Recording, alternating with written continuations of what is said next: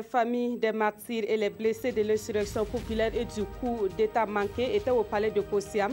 Cet après-midi, leurs préoccupations ont été soumises au chef de l'État. Cette rencontre entre dans le cadre de la commémoration du 2e anniversaire de l'insurrection populaire. Et justement, à l'occasion de cette commémoration, nous recevons comme invité le président du Haut Conseil pour la réconciliation et l'unité nationale. Avec M. Benoît Cambou, il sera question de la situation des dossiers enregistrés par le HPROUN et particulièrement le traitement réservé aux dossiers de l'insurrection populaire. Dans l'actualité également, le e-commerce s'invite au Salon international de l'artisanat de Ouagadougou. Les artisans suivent une formation sur le commerce électronique. La formation qui a débuté ce matin est initiée par les organisateurs du CIAO. Voilà pour la une de ce 20h. Bonsoir, merci de nous suivre. Cela dit, les familles des victimes et les blessés de l'insurrection populaire de 2014 et du putsch manqué de 2015 ont été reçus ce soir par le président du FASO, Arokman Christian Kaboré. Ils ont transmis leurs préoccupations actuelles et c'est avec satisfaction que les familles des victimes et les blessés de l'insurrection populaire et du putsch manqué repartent de cette rencontre avec le chef de l'État. Nous y reviendrons dans nos prochaines éditions. Et puis, 2 rues de la capitale burkinabé sont désormais dédiées aux martyrs de l'insurrection populaire de 2014 et du putsch manqué de septembre 2015. La décision est du gouvernement qui veut ainsi rendre un hommage mérité à ceux qui sont morts pour la patrie. Cette décision entre encore dans le cadre de la commémoration de l'an 2 de l'insurrection populaire au Burkina Faso. La cérémonie de baptême de ces 2 rues a eu lieu ce 30 octobre. Amadou Ilbouro, Frédéric Etienne Abasenga. Il faudra désormais appeler le boulevard France-Afrique boulevard de l'insurrection populaire des 30 et 31 octobre 2014 et le rond-point formé par le boulevard France-Afrique et le boulevard Passal Zagré, la place de la résistance populaire au putsch de 2015. C'est une initiative de la commune de Ouagadougou qui vise à perpétuer le souvenir de ces 2 événements qui ont marqué l'histoire du Burkina Faso. C'est sur ce même boulevard que nous avons tous pris le macadam pour venir jusqu'ici, défoncer les lignes pour aller dire au président d'alors qu'il est temps de partir. C'est ici même à cette place que des soldats de l'ex-RSP ont fouetté, si vous me permettez l'expression, des femmes qui ont osé défier les armes. Alors, tout cela constitue des symboles forts et c'est pourquoi la ville a offert ces 2 infrastructures pour symboliser l'héroïsme des jeunes et des femmes du Burkina à travers leur frange de Ouagadougou. Situé dans l'arrondissement 12 de la ville de Ouagadougou, le désormais boulevard de l'insurrection populaire part du rond-point de la Padoie à l'avenue Norbert Zongo. La place de la résistance populaire au putsch, quant à elle, fait face à l'hôtel Palace et constitue la jonction entre le boulevard de l'insurrection populaire, l'avenue Norbert Zongo, l'avenue Passal Zagré et la rue 29 480. Et depuis janvier 2016, une structure a été mise en place pour travailler à la vérité, la justice et la réconciliation des Burkinabés. Ces événements douloureux que le pays a connus. Il s'agit du Haut Conseil pour la réconciliation et l'unité nationale, dont le président est avec nous sur ce plateau. Bonsoir, Monsieur Benoît Cambou. Bonsoir, madame. Alors, au niveau de votre structure, déjà, comment vous vivez ce 2e anniversaire de l'insurrection populaire? Mais je crois que c'est un moment fort qui doit amener tous les Burkinabés à avoir une pensée pieuse pour nos martyrs et à accepter également de réfléchir, un moment de réflexion, si vous voulez, parce que c'est un moment de prise de conscience des Burkinabés pour qu'ils regardent la réalité en face, pour que plus jamais le passé ne ressurgisse, ce passé funeste ne ressurgisse. Et justement, qu'en est-il des dossiers sur l'insurrection populaire à votre niveau, 2 ans après la survenue de cet événement-là? Bien, pour dire la vérité, madame, je crois que il a été confié au Conseil pour la réconciliation et l'unité nationale 5065 dossiers de crimes de sang, de crimes économiques, différentes atteintes aux droits humains. Mais à ma connaissance, les dossiers de l'insurrection ne sont pas soumis au conseil. Ils sont gérés, je pense, que par le gouvernement et par d'autres structures, mais à ce jour, je ne pense pas qu'on ait un dossier de l'insurrection. Est-ce à dire que vous n'avez jamais reçu de plainte en rapport avec cet événement? Bon, nous recevons des plaintes, mais qui n'ont pas... Actuellement, nous sommes par exemple sur les dossiers des policiers radiés, les 136 policiers qui ont été radiés. Mais je dois dire que pour ce qui est de l'insurrection, à ma connaissance, je ne pense pas qu'on ait eu un dossier relatif à l'insurrection. Alors, de façon générale, quel est le point que vous pouvez faire par rapport à la mission et que vous avez menée jusque-là? Bon, disons que comme nous reposons sur deux piliers que sont la commission d'indemnisation, de réhabilitation et de réinsertion sociale et la commission d'orientation et d'études, lorsque un dossier nous est soumis, nous le soumettons à l'une de ces commissions, c'est-à-dire la commission 1, qui est la commission d'études et d'orientation, qui procède à une instruction. Et après instruction, elle transmet le dossier à la commission, une fois que, bien sûr, le dossier sera examiné au fond. Elle transmet le dossier à la commission de réhabilitation et d'indemnisation. Bon, je vous disais qu'à ce jour, nous sommes sur le dossier des policiers radiés et nous avons commencé par leur dossier.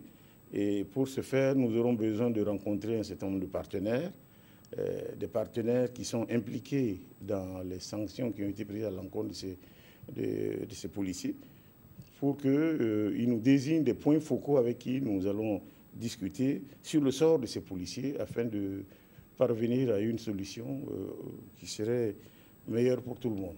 Alors, est-ce qu'à ce jour, il y a des Burkinabés qui ont quand même eu satisfaction par rapport à leurs dossiers qui sont à votre niveau? Non, nous n'avons pas encore fait des recommandations, proposé quelque chose au gouvernement au titre de la réparation. Il faut dire que c'est vrai, nous avons été installés depuis le 22 mars dernier, ça il faut le rappeler. Et depuis lors, nous nous sommes efforcés de nous doter d'un certain nombre d'outils de travail.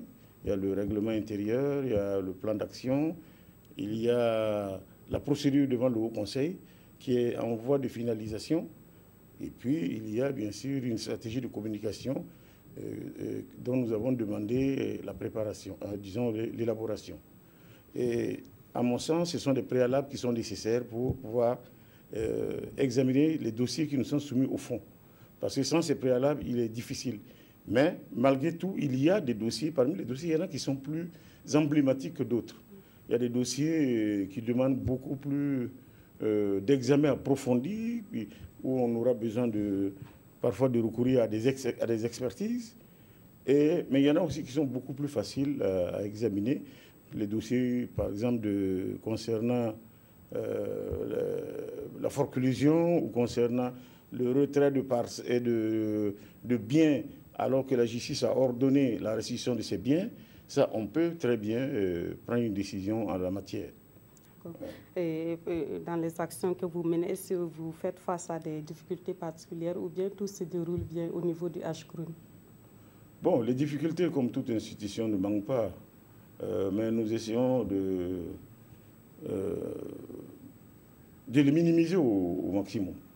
Parce que bon, le premier nerf de la guerre, qui était notre difficulté principale, a trouvé une solution. Maintenant, nous sommes au travail depuis notre mise en place. Et maintenant, il faut travailler au renforcement des capacités des membres, puisque nous venons d'horizons divers. Et puis, pour que chacun nous ayons la même connaissance, la même vision des dossiers qui nous sont soumis. Ouais. Après, il nous appartiendra de faire le tour des provinces, des chefs-lieux de région et de provinces pour une meilleure visibilité de l'institution et profiter en même temps pour consulter les populations afin de recueillir aussi leurs doléances que nous avons déjà. Mais les populations à cette occasion pourront nous dire, par exemple, comment elles perçoivent la réparation, quelles sont les formes de réparation souhaitées. C'est vrai, il y a les réparations financières, il y a les réparations matérielles et les réparations symboliques, comme ce que vous venez de souligner à travers le baptême de certaines rues. Ça, c'est symbolique et ça, c'est toujours une forme de réparation pour les victimes. Merci beaucoup, M. Benoît Cambou. On vous aura d'autres occasions pour voir les résultats de vos actions concrètes sur le terrain. Et je rappelle que vous êtes le président du Haut Conseil pour la réconciliation et l'unité nationale. Dans la suite de cette édition, nous revenons sur le discours du président du Faso à la nation à l'occasion du 2e anniversaire des événements d'octobre 2014. Dans son message, Roch-Marc Christian Kaboré a abordé plusieurs aspects de la situation nationale. Il a entre autres rendu hommage aux martyrs et demandé l'union des Burkinabés dans un contexte sécuritaire difficile. Retour sur les temps forts de ce discours dans ce commentaire signé Fousseni Kindou. D'une allocution de commémoration, c'est un discours attendu au regard de la situation nationale. Avec des mots chargés de solennité, Roch-Marc Christian Kaboré s'est posé une fois de plus comme le garant de l'unité nationale et des valeurs communes burkinabais. 4 temps forts se dégagent de ce discours à la nation du président du Faso. D'abord, l'hommage aux martyrs et aux victimes des événements d'octobre 2014. Pour le chef de l'État burkinabé, c'est la contribution de tous, de burkinabés de l'intérieur comme de l'extérieur, qui a permis l'avènement de cette nouvelle ère, celle du renouveau démocratique dans le pays. La victoire et l'héroïsme de notre peuple doivent être des raisons d'espérer un lendemain meilleur pour relever les défis de la paix, de la bonne gouvernance, de la justice et de la prospérité. Et au président du Faso de préciser donc la volonté de son gouvernement à respecter les engagements pris au nom de la continuité de l'État. Au nom de la continuité de l'État, les décrets adoptés sous la transition portant soutien social aux veuves, aux ayants droit, aux blessés et aux orphelins ont été mis en œuvre dans leur intégralité. L'État veillera à l'éducation des enfants laissés par les martyrs de l'insurrection populaire et du coup d'État manqué. Roch-Marc Christian Kaboré est revenu sur ces moments qui ont ébranlé récemment la paix et la quiétude des populations burkinabées. L'attaque terroriste qui a causé plusieurs morts de civils tout comme de militaires. Je m'incline respectueusement devant la mémoire de ces valeureux disparus et souhaite un prompt établissement aux blessés. Le gouvernement s'est d'ores et déjà engagé à prendre les dispositions pour renforcer les capacités opérationnelles de nos forces de défense et de sécurité déployées sur les frontières comme à l'intérieur de celles-ci. À propos de la fronde sociale, le chef de l'État se dit conscient des attentes et des difficultés traversées par les Burkinabés. Mais Roch-Marc Christian Kaboré replace cette fronde dans le cours d'une histoire tourmentée de revendications sociales qui n'ont pas fondamentalement changé depuis environ 30 ans. Et au président du Faso d'appeler à la retenue tout en prévenant des conséquences sur l'économie nationale. Je voudrais lancer un appel solennel à la retenue sur le front social pour donner toutes ses chances à la concertation, au dialogue et à l'engagement collectif pour remettre le pays au travail et créer les emplois et les richesses dont nous avons besoin pour garantir la prospérité à tous les habitants du Burkina Faso. Et cela est possible. À tous ceux épris de justice et de vérité émus par cette volonté de réconciliation, le chef de l'État burkinabé invite la justice à dire le droit et à rétablir chacun dans ses droits. Le retour à l'intégrité va de pair avec la tolérance zéro contre l'impunité au Burkina Faso, aussi bien pour les actions passées comme pour celles en cours ou à venir.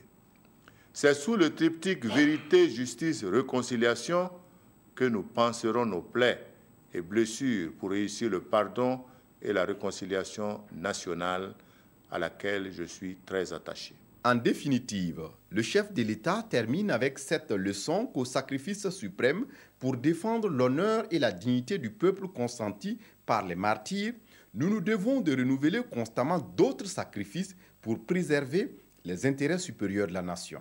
Ne dit-on pas que pour que la termitière vive, il faut ajouter la terre à la terre? En actualité politique, le mouvement du peuple pour le progrès se soucie de la cohésion entre ses militants. À cet effet, une formation des cadres du MPP s'est tenue hier à Koudougou. Thème de cette formation, le rôle du MPP et des secteurs structurés dans la gestion du pouvoir conquis. Pour cela, les rudiments nécessaires ont été donnés aux militants au cours de la dite formation. Daouda Ouattara, Draman Guéné. Le pouvoir conquis, le MPP pense déjà à sa gestion efficace. Et c'est la section provinciale du Boulkemde qui donne ici le ton à Koudougou. Toutes les 15 communes de la province sont représentées à cette conférence des secteurs structurés du parti au pouvoir. Objectif, consolider les rangs au niveau des militants à la base. On a constaté qu'il y a un problème de cohabitation et de collaboration avec les secteurs, les structures géographiques. Parce que nos camarades qui sont dans les communes, dans les villages, enseignants ou infirmiers, sont vus comme des concurrents de ceux qui sont sur place. On a beaucoup parlementé pour le problème, mais jusqu'à ce qu'on finisse les élections, le problème demeurait. Donc il y avait quand même un découragement dans les rangs de nos camarades. Et lors du bilan, on s'est dit, qu'est-ce qu'il faut faire pour relancer? Et pour profiter de cette occasion, échanger avec tous les camarades, toutes les structures, les responsables du parti, pour qu'on se comprenne un peu sur la place et le rôle des secteurs dans le parti. C'est aussi une occasion de donner une formation politique aux militants.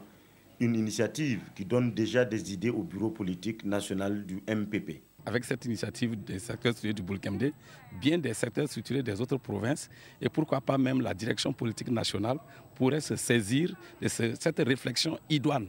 Vous avez pris le pouvoir, c'est très bien, mais comment nous devons le gérer? Comment les structures doivent accompagner la gestion gouvernementale? Cette conférence d'une journée a le mérite, selon les initiateurs, de clarifier chaque maillon du parti sur son rôle et ses actions à mener pour le rayonnement du parti au pouvoir. Un projet de mémorandum pour influencer le plan national de développement économique et social dans le domaine foncier. Le projet est encouragé par la plateforme des champions des tenues foncières et forestières. Les membres de la dite plateforme se sont réunis à Kombisiri le 25 octobre dernier pour valider le projet de mémorandum. Ce projet devra permettre de prendre en compte la question foncière dans la mise en œuvre du PNDS. Plus de précisions avec Daouda Ouattara et Oumou Sissi. Un projet de mémorandum pour permettre la prise en compte des droits fonciers des communautés locales et vulnérables dans le plan national de développement économique et social PNDS. Ce projet de mémorandum est le fruit du travail de la plateforme des champions des tenues foncières et forestières, TENFORES.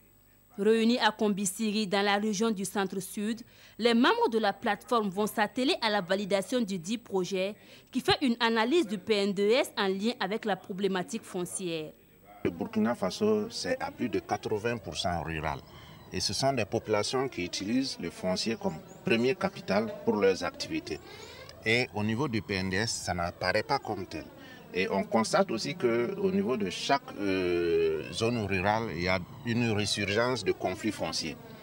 Qu'est-ce que le PNDS prévoit pour prendre en charge ces différents conflits? Ça n'apparaît pas tellement.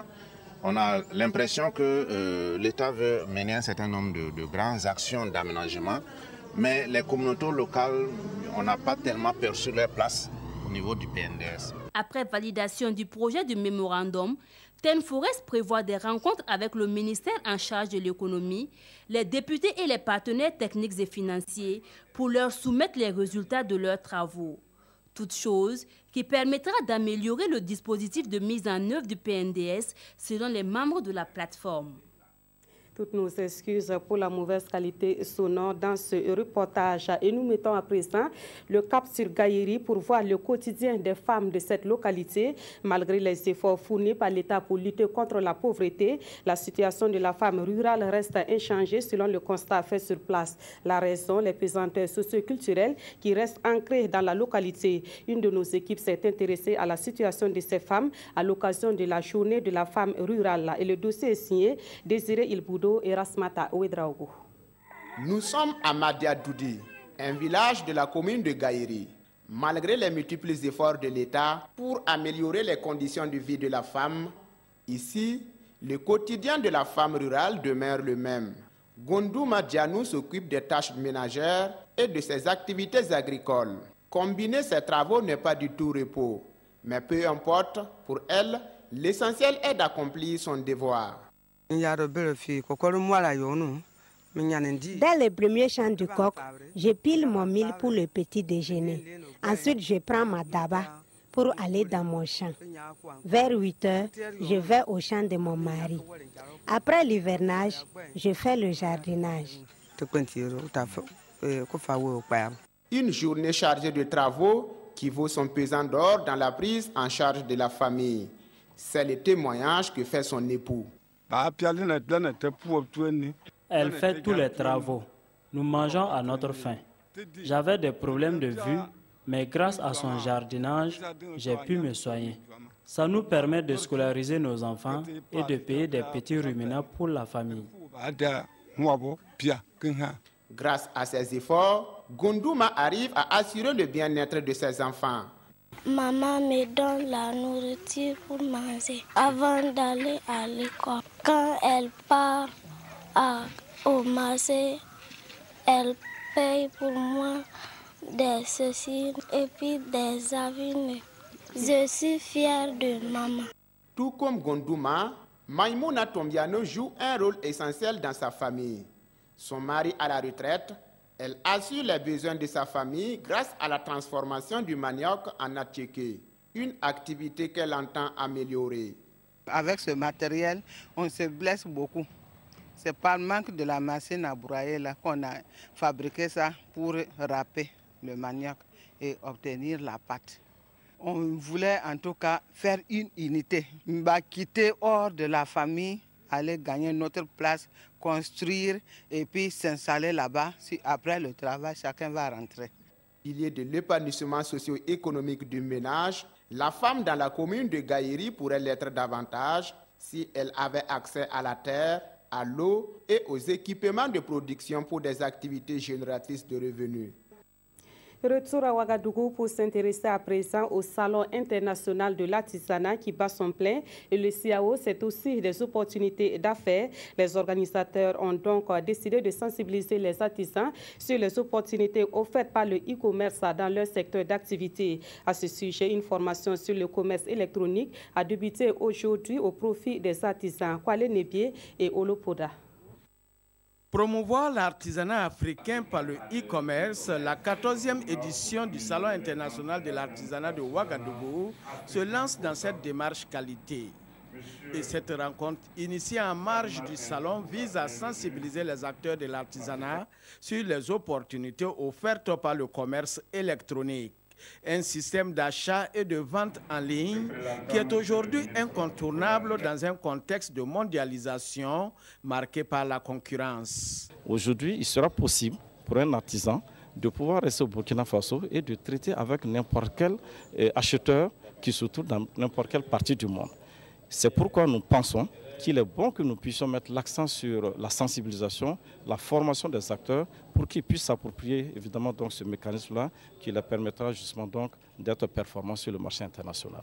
Réduction des coûts de distribution et de commercialisation, capacité d'adaptation au marché de plus en plus large sont autant d'opportunités que le e-commerce met au profit du marché de l'artisanat d'Afrique francophone.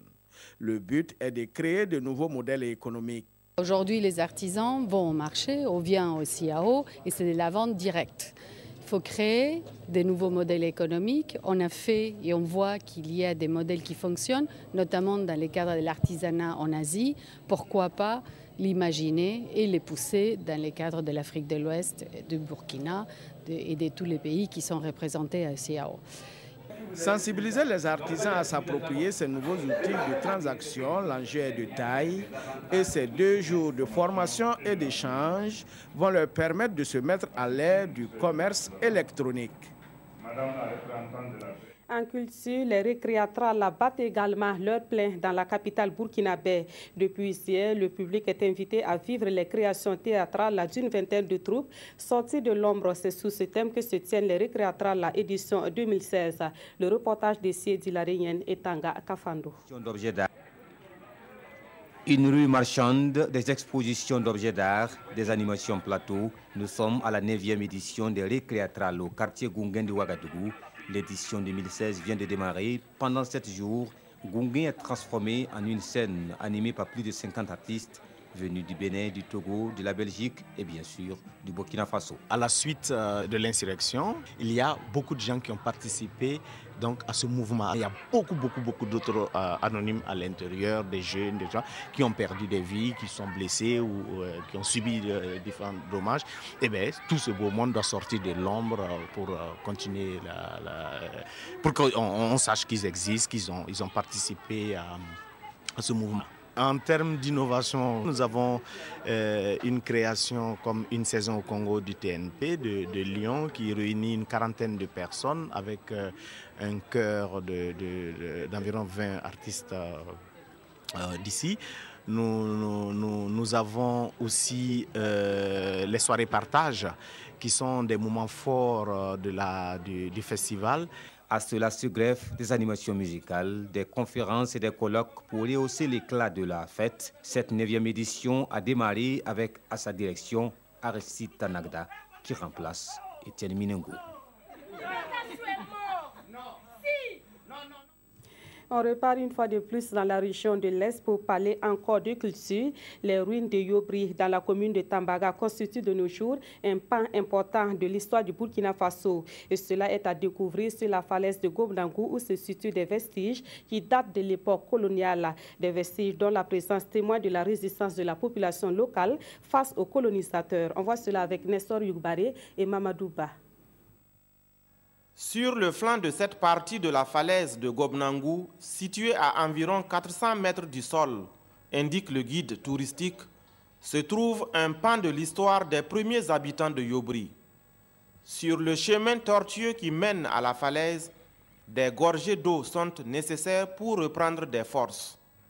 Après une trentaine de minutes de marche, nous voici en face d'une habitation ancestrale, vestige de la présence d'une civilisation sur la falaise. Selon l'histoire, c'est avec la colonisation pour courir, venir se cacher. Et puis dormir là-bas. Et puis laisser au village vide. Les fenêtres, c'est comme étage. Et ils mettaient les bois dedans, quoi. Et puis être en haut, et puis regarder en bas. Si l'ennemi vient, il prend les flèches. Il flèche. Ceux qui étaient ici, c'est les Tankamba. Après les Tankamba, c'est les Bariba. Les Tankamba sont partis au Togo. Les Bariba sont partis au Bénin. Et puis nous sommes venus s'installer les Gourmaché. Cette construction destinée au logement porte encore les vestiges d'une beauté exceptionnelle. Première entrée là, c'est chambre de causerie. Voilà, pour faire même réunion. De là-bas, vous sortez, chef de famille. Ici, c'est la cour. C'est la maison du chef de famille. Ici, c'est pour les femmes et puis leurs bébés. Vous voyez, c'est grand. Voilà. Arrivé là-bas, si vous avez sorti là-bas, vous rentrez, c'est la cuisine. Après la cuisine, là où ils écrasent leurs mille. Ici, soutient le guide, des traces d'un grenier qui servait à conserver les provisions de chasse et de cueillette, mais aussi des kouris, autrefois monnaie d'échange. D'autres greniers bien dressés cette fois se trouveraient au sommet de la falaise. Des vestiges que nous ne verrons malheureusement pas, faute de matériels adéquats pour l'escalade. Ce lieu touristique peu connu regorge de nombreux exemples vivants de notre histoire que la Fondation Accra tente de valoriser. Elle a créé à cet effet 36 voies d'escalade sur cette partie de la falaise de Gobnangou pour permettre aux touristes de visiter les ruines de Yobri. Et on revient à Ouagadougou pour terminer cette édition par les actualités sportives.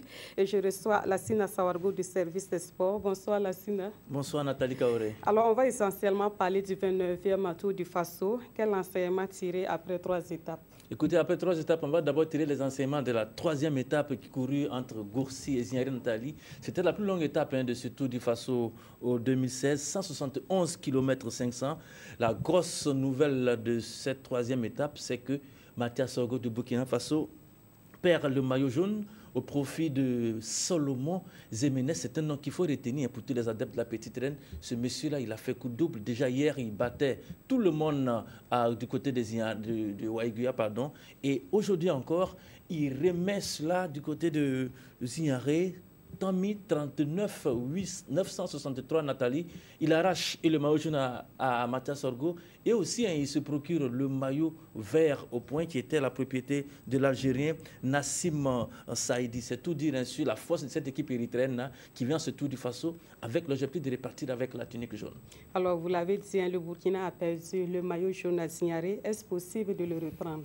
On s'est renseigné pour voir les temps qui séparent désormais les premiers Burkinabés de Solomon Zemines. On nous a fait savoir que Mathias Sorgo est désormais à 15 secondes de ce maillot-là. On va déjà voir les images de cette étape, Nathalie. On l'a dit, 171 km 500. Mathias, il faut le dire, il a joué des malchances ce soir. Ce soir parce qu'il a eu et des chutes et des crevaisons, malheureusement, qui l'ont handicapé physiquement. Résultat des courses, il est rentré certes, regardez un peu cette crevaison et cette chute de Mathias Sorgo avec le maillot au vert, l'Algérien. C'est pas facile lorsqu'on est cycliste, regardez, il faut lutter contre son corps pour pouvoir donc terminer. Mathias Sorgo a bien et bien terminé la course. On s'est renseigné aussi, il se porte bien. Il pourra donc reprendre l'étape de demain, la 4e étape. Vous me demandez si le Burkina peut toujours garder le maillot. C'est possible. Reprendre le maillot, c'est possible, Nathalie, parce que il y a Mathias Sorgo qui est à 15 secondes, il y a Aruna El Boudo qui est à 11 secondes, il y a Seydou Bamogo, le titulaire du maillot rose des points chauds, qui est à 9 secondes. C'est au Burkinabé de s'organiser, de courir intelligemment et puis d'attaquer, de contre-attaquer ces Érythréens qui ne sont pas seuls, Nathalie, il faut le préciser. Il y a aussi l'équipe de la défense de la France qui est redoutable. Il y a les Algériens qui n'ont pas encore dit le dernier mot. Il y a l'Allemagne et les Pays-Bas. C'est un Tour du Faso qui n'a pas encore dit son dernier mot, à mon sens. Et justement, que peut-on retenir pour la suite de ce tour? Pour la suite de ce tour, demain, la caravane s'ébranle vers Tiebélé. C'est très important de le signaler. La 4e étape, c'est Combisiri-Po-Tiebélé avec une particularité, 26 km de piste. Elle est redoutée par tous les coureurs. On l'avait déjà coché, tous les directeurs sportifs avaient coché ces 26 km de piste-là dans leur calepin, parce que ça va faire beaucoup de dégâts. Lorsqu'on regarde un peu les crevaisons et les pannes techniques qu'il y a eu aujourd'hui sur l'axe Gourcy-Ziaré, on peut se demander de quoi sera fait demain quand on parle de cette 4e étape. Au Burkinabé de croiser les doigts pour avoir moins de pépins mécaniques. Et puis bon, c'est vrai que ce n'est pas beau, mais souhaiter que de l'autre côté aussi, il y ait des pépins mécaniques qui permettent au Burkinabé de pouvoir encore grappiller quelques secondes. Et puis pourquoi pas de reprendre ce maillot jaune-là qui, pour le moment, est la propriété de Solomon Zemines. On le souhaite vivement. Alors, Lassina Saorgo, il y avait aussi du handball ce soir au Palais de Sport de Ouara 2000. Oui. Qui sont les vainqueurs du 58e championnat? C'est 38e championnat. Voilà, c'est vrai, les rideaux se sont refermés aujourd'hui sur le 38e championnat d'Afrique des clubs de handball ici à Ouagadougou. Les grands vainqueurs ont pour nom Al-Ali d'Égypte qui détrône le Zamalek, aussi un autre club égyptien du Caire. Le Al-Ali a battu l'Espérance de Tunis sur le score assez serré de 26 à 23. Et puis chez les dames, les indétrônables de Primeiro de Agosto de Angola ont remis une couche 45 à 25 face à celle du Congo-Brazzaville. Ne me demandez pas les rangs des Burkinabés, je vous les donnerai quand même. L'AS Douane, l'équipe masculine est classée 10e sur 11 et l'AS Onea, l'équipe féminine, est classée 8e sur 9. Félicitations quand même. On peut le dire. Merci beaucoup, Lassina Sawargo. Et c'est avec vous que nous mettons un terme à cette édition. Merci de l'avoir suivi. Excellente soirée en compagnie de la RTV.